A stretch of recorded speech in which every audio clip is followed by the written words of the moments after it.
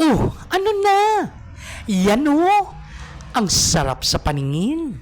Kaakit-akit kainin. Tikman nga natin. Yan oh, ang sarap, ang crunchy. Kung merong crispy kare-kare at crispy binagoongan, halina't lutuin natin ang crispy pork caldereta. Prituhin ang karne na pinalambot sa ganitong itsura at tayo'y magisa ng sibuyas at bawang sa butter. We bring out the aromatics. I-add natin yung tomato sauce, then liver spread. We season it with ground black pepper. We add on the caldereta mix, then salt to taste. Then we bring it to a boil. We add sugar.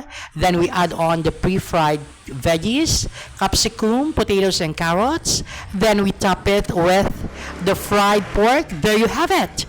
Kain na! Bye!